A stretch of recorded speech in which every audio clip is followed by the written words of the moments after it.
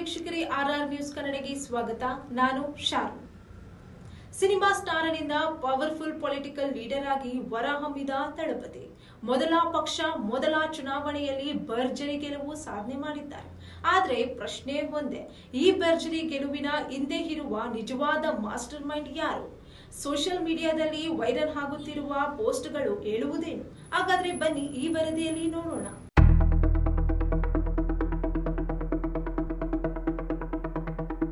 ತಮಿಳುನಾಡು ರಾಜಕೀಯದಲ್ಲಿ ವಿಜಯ್ ಅವರ ಎಂಟ್ರಿ ಕೇವಲ ಸುದ್ದಿ ಅಲ್ಲ, ಅದು ಹೊಸ ರಾಜಕೀಯ ಅಧ್ಯಾಯಕ್ಕೆ ಚಾಲನೆ ಎನ್ನಬಹುದು.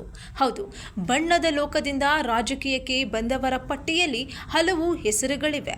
MG ರಾಮಚಂದ್ರನ್, J ಜಯಲಲಿತಾ, ಕಮಲ್ ಹಾಸನ್ ಅವರಂತವರು ತಮ್ಮದೇ ಛಾಪು ಮೂಡಿಸಿದ್ದಾರೆ. ಆದರೆ ಹೊಸ ಪಕ್ಷ ಸ್ಥಾಪಿಸಿ ಮೊದಲ ಬಾರಿಗೆ ಚುನಾವಣೆಯಲ್ಲಿ ಸ್ಪರ್ಧಿಸಿ ಗೆಲುವು ಸಾಧಿಸುವುದು ಸುಲಭದ ಮಾತಲ್ಲ. ಇದೇ ಕಾರಣಕ್ಕೆ ವಿಜಯ್ ಅವರು ಗೆಲುವು ಈಗ ದೇಶದ ರಾಜಕೀಯ ವಲಯದಲ್ಲಿ ದೊಡ್ಡ ಚರ್ಚೆಗೆ ಗ್ರಾಸವಾಗಿದೆ.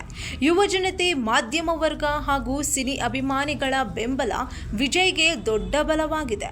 ಅವರ ಭಾಷಣಗಳಲ್ಲಿ ಸಾಮಾಜಿಕ ನ್ಯಾಯ, ಶಿಕ್ಷಣ, ಉದ್ಯೋಗ ಮತ್ತು ಭ್ರಷ್ಟಾಚಾರ ವಿರೋಧದ ಮಾತುಗಳು ಸ್ಪಷ್ಟವಾಗಿ ಕೇಳಿ ಬರುತ್ತದೆ.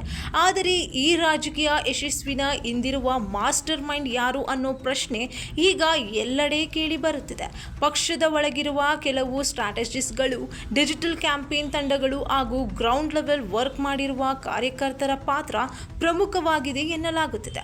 ವಿಶೇಷವಾಗಿ ಸೋಷಿಯಲ್ ಮೀಡಿಯಾದಲ್ಲಿ ವಿಜಯ್ ಬರ ಬೃಹತ್ ಕ್ಯಾಂಪೇನ್ ನಡೆಸಲಾಗಿದ್ದು, ಯುವ ಮತದಾರರನ್ನು ಸೆಳೆಯಲು ಅದೊಂದು ದೊಡ್ಡ ಕಾರಣವಾಗಿದೆ. ದುರಂತಾರ್ ರೀತಿಯಲ್ಲಿ ಕೆಲಸ ಮಾಡಿದ ತಂಡವೇ ಈ ಗೆಲುವಿನ ಸೂತ್ರಧಾರ ಎನ್ನುವ ಪೋಸ್ಟ್ಗಳು ವೈರಲ್ ಆಗುತ್ತಿವೆ. ಇನ್ನಷ್ಟು ಹೆಚ್ಚಿನ ಮಾಹಿತಿಗಾಗಿ ನಮ್ಮ RR ನ್ಯೂಸ್ ಕನ್ನಡನ ಸಬ್ಸ್ಕ್ರೈಬ್ ಮಾಡಿಕೊಳ್ಳಿ.